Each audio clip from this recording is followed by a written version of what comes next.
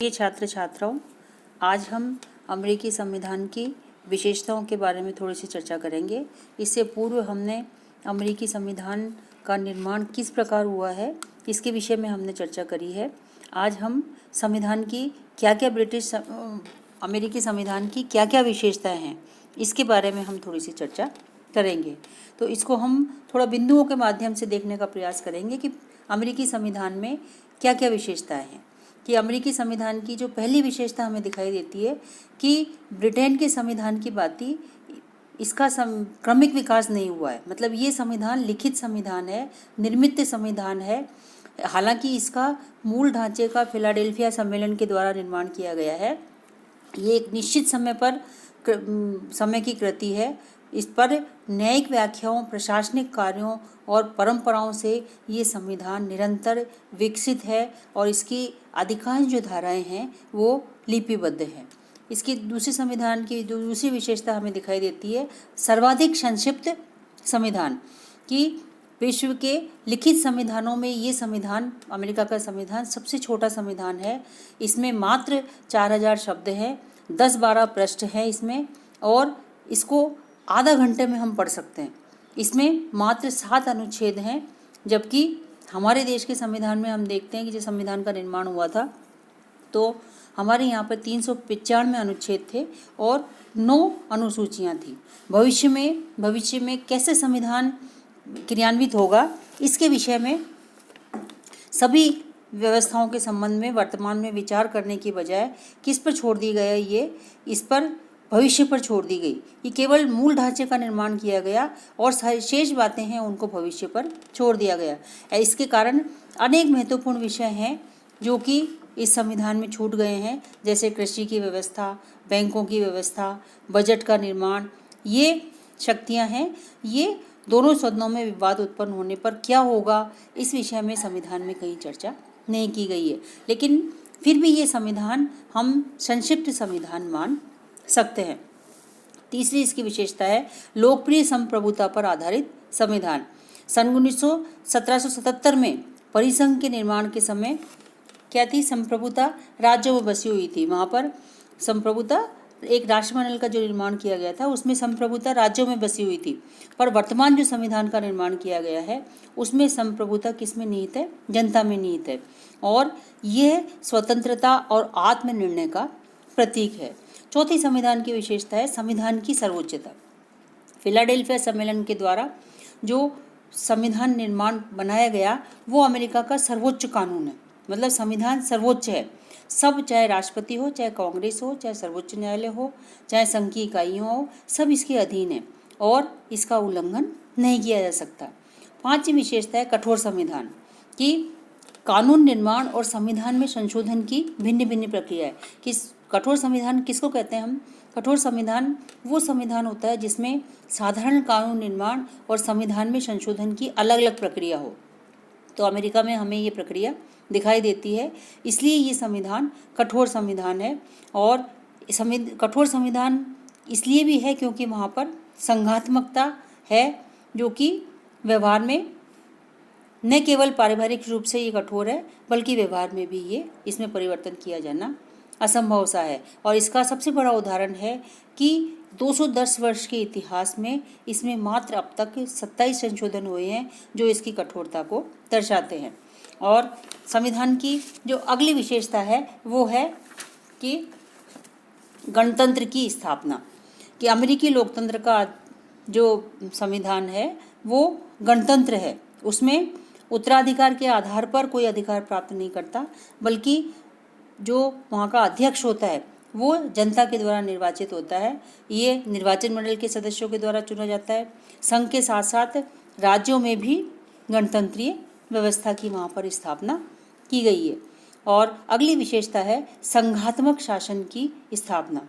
America में संघ राज्य की स्थापना 1787 के संविधान के द्वारा एक परिसंघ की जो स्थापना की गई थी, परंतु उसकी सफलता हमें दिखाई नहीं दी। अतः 1789 में अमेरिकी संघ बनाया गया। उस समय 13 राज्य इसमें शामिल हुए, जिनकी संख्या बढ़कर आज कितनी हो गई है, 50 राज्य हो गए हैं। तो संघात्मक व्यवस्था की सभी विशेषताएं, संघात्मक शासन व्यवस्था की जितनी विशेषताएं हैं, वो सारी विशेषताएं हमें इस संविधान में दिखाई देती हैं। जैसे कि शक्तियों का बंटवारा, सभी, जैसे कि संविधान की सर्वोच्चता। तो ये ऐसी मौलिक विशेषताएं हैं जो कि संघात्मक शासन व्यवस्था में हमें दिखाई देती है।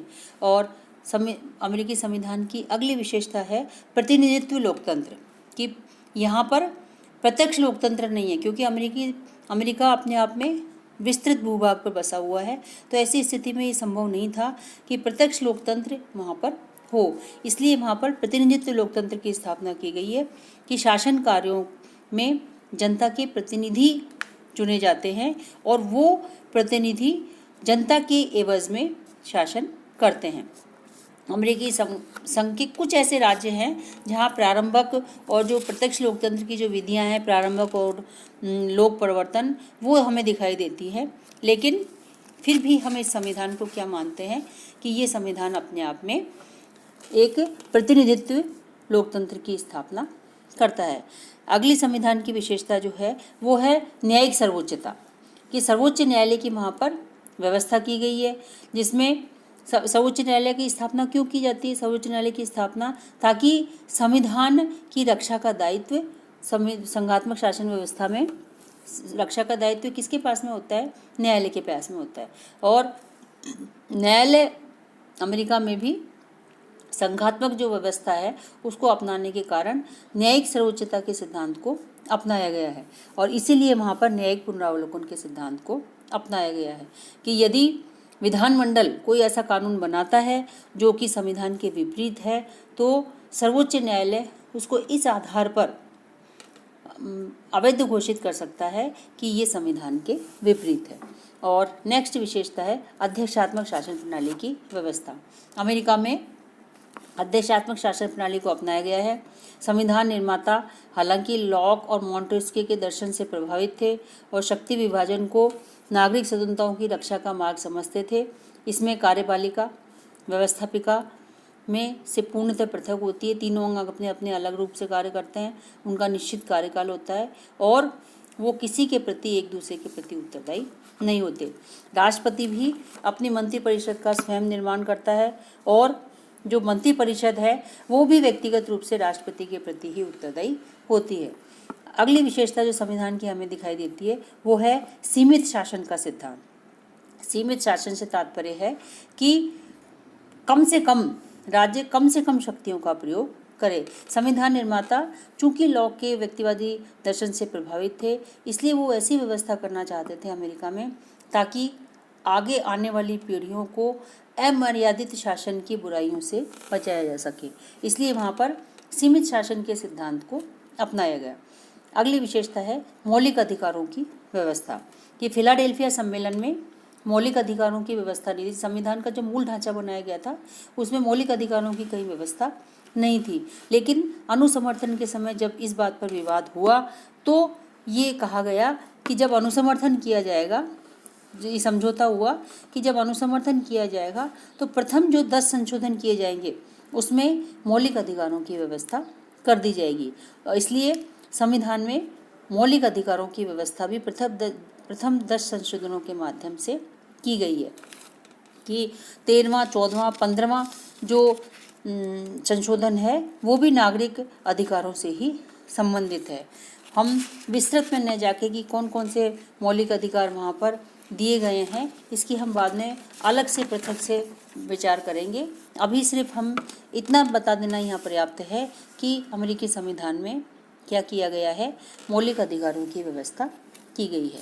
एक संविधान की विशेषता जो कि महत्वपूर्ण विशेषता है वो है दोहरी नागरिकता, कि संयुक्त राज्य अमेरिका में के नागरिक वहाँ पर दोहरी नागरिकता प्राप्त होती है। एक तो राष्ट्र की नागरिकता और दूसरे जिस राज्य में वो रहते हैं वहाँ जहाँ के वो निवासी होते हैं वहाँ की नागरिकता भी उन्हें प्राप्त होती है।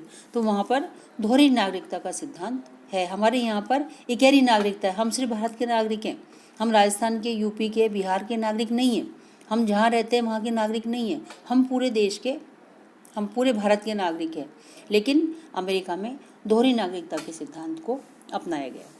एक और विशेषता, व्यक्तिवादी दर्शन पर आधारित संविधान, कि व्यक्ति के जीवन स्वतंत्रता के अधिकार, ये मानता है कि व्यक्ति का जो जीवन का अधिकार है, उसका स्वतंत्रता का अधिकार है, उसका उल्लंघन नहीं किया जाना चाहिए।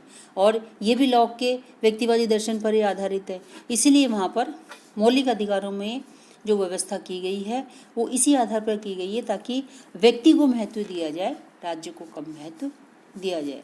एक और विशेषता, संविधान में महत्वपूर्ण बातों का कहीं उल्लेख नहीं है, कि अमेरिकी संविधान में महत्वपूर्ण बातों का कोई उल्लेख नहीं है, कि जैसे बैंक कैसे काम करेंगे, लोक सेवा कैसे होगी, बजट कैसे क्रियान्वित किया जाएगा, श्रम कानून क्या होंगे, उद्योग क्या करेंगे, राजनीतिक दलों के बारे में कुछ नहीं कहा गया।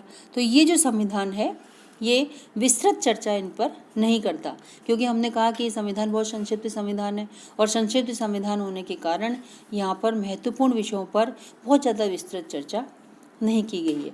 एक और महत्वपूर्ण विशेषता है शक्ति विभाजन और नियंत्रण और संतुलन का सिद्धांत।